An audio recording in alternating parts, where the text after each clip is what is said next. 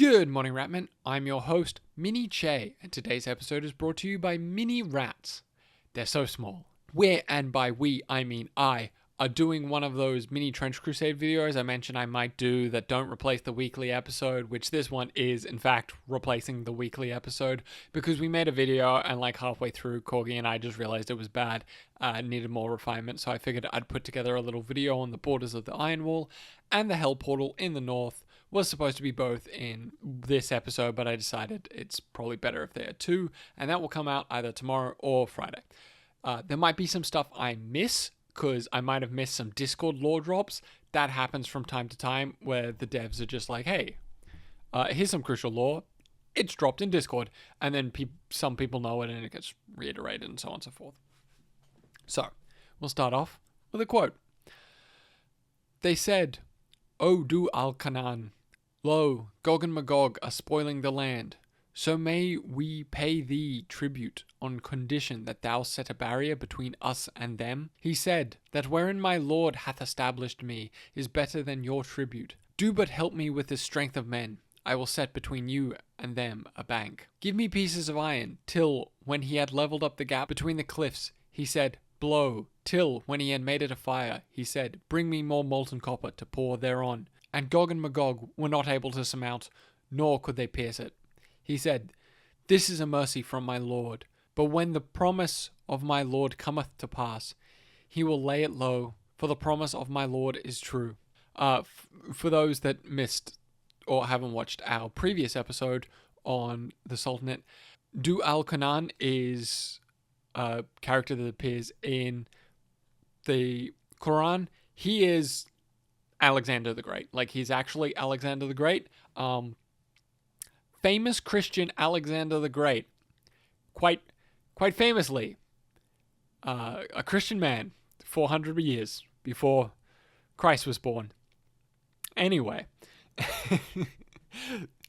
so we have a location for the wall stretching from the Taurus Mountains in Turkey, where the Sultanate of Rum is located, to the Zagros Mountains in Iran. Now, it does say anchored, so I assume the wall doesn't stretch through those mountains, but instead just from the start to the start, which explains why Alamut, all the way over there, is getting fucked.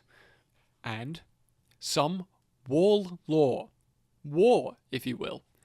The neat thing about the wall is that it's completely undamaged from all the cannon fire. Just chilling. Shit's also filled with gems.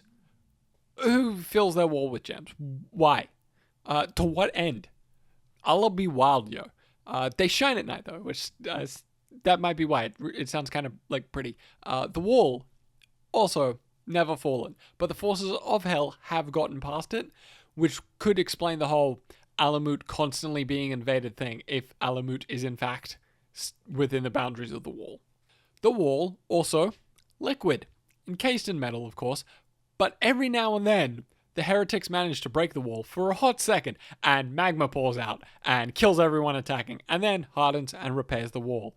As discussed before, at regular intervals, they have little barracks and defenses with people in them, and giant fuck-off artillery pieces. That's one of my favorite, Australian descriptors, is fuck off. Like, you describe something, and then fuck off, and it just means it's big. Like, it's a big fuck off spider. It means that it's not just a big spider. It's a big fuck off spider. It's a spider that's so big that you're just like, nah, fuck this. It's a big fuck off crocodile. There's a big crocodile, and then there's a big fuck off crocodile. Two different things, two different sizes. Fuck off is a description of a size that is ranging above big. Like, I would say an elephant could be classified as a fuck off size. Like, if something like an elephant, it's just, how big's the elephant? It's fuck off sized. Anyway, alongside the artillery cannons, they have minarets on the mountain that sound the call to prayer, because the prayer grind never ends. 5 times a day, for those that don't know. They, however, are very much not indestructible, and are actually quite frequently unindestructed, and therefore are in a constant state of reconstructed, because heretics won't stop fucking shooting at the wall for 5 damn minutes. They also have 4 great gates, and a bunch of lame gates.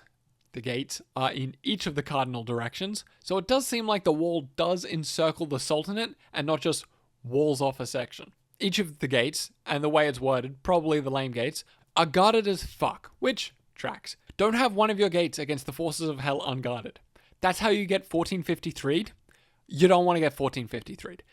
And it's their job to protect not just the gates, but also trade in the surrounding areas.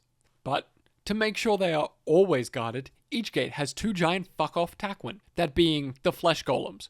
Quote, 2 Taquin creatures of truly colossal proportions, winged beasts with eyes keener than those of any hawk, and claws that can tear a heretic tank in half with a single swipe. They are created specifically to look like the Burak, a winged horse beast that the Prophet Muhammad rode on at one point, a thing I learned about reading this. Wild. I feel like people should talk about that more. He just went on pilgrimage to Mecca and he had a giant winged horse beast that flew him into heaven. Why are you not talking about that? That shit's fucking cool. They are also smart as fuck and hit travelers with the Sphinx test and start asking them questions and riddles, and if you fuck it up and expose yourself as a heretic or just general shouldn't be allowed in, then I don't know, you die probably, might eat you or just slap you into paste. Here's a quote.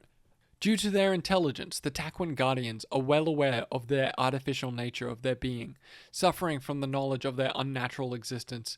It is said that they are created as pairs, not only for their might, but also that they could give solace to each other with deep philosophical discussions and sophisticated poetry, alleviating the pain of their existential horror, for they were created by man and not by God, and thus can hold no hope of salvation. When there are no passers-by traveling through the gate, their low, rumbling voices echo around the walls as they debate the meaning of the 99 names of Allah, the nature of love, or past battles they have engaged in the many years of their existence.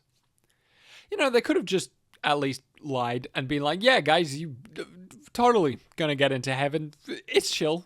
We talk to Allah. You're in. It's fine. Don't worry about it. You're fine. It's fine. Now, you just have a bunch of depressed giant winged lion horses. That does no one any good. Don't. Just lie. Just lie to them. Just be like, actually, it's been sorted. You're good. Also, if it wasn't obvious, these motherfuckers are spency, because it costs a lot to build and maintain one. And it also takes like a lot of people 7 years to make them. Also, tracks, God is 7. And lastly, the wall and the Sultanate, they control storms. That's neat. They trap and store storms using things on the tops of the wall. And then they just use them to control the rainfall. Presumably for food-related reasons, but also low-key, if you try terraforming a desert or arid area, it kind of goes bad. Almost like a place that has had minimal rainfall for tens to hundreds of thousands of years doesn't like it when it's getting its annual rainfall within the span of 4 hours. Bad things happen. Anyway, they also launch these storms at heretics when they try to fly bombers or recon planes over the walls. A real, oh, what's that? You're gonna try and bomb a city? Be a real shame if we were to say, summon the powers of Yahweh, God of storms. Yahweh, the god that would become God, capital G, was a Levantine storm god. If you did not know that, Esoterica on YouTube has a good few videos about it. Do recommend. Also, I just want to point out, this fucking thing in the background, the fuck is that? What? That's fucking terrifying. It's like, what? Anyway, I give me lore drops of that. Just a little, oh, this thing. Like, even if you just say its name, oh yeah, that's just Schmiedel. It works for fucking Mammon. Mammon Schmiedel? Yeah, you guys know Schmiedel. Be cool. Tell me about the Schmiedel. I want to learn about the Schmiedel. Anyway, that's it for today. Short one, simple one. I'm recording this like hours before it goes out. If you're wondering why Corgi isn't here, that's why.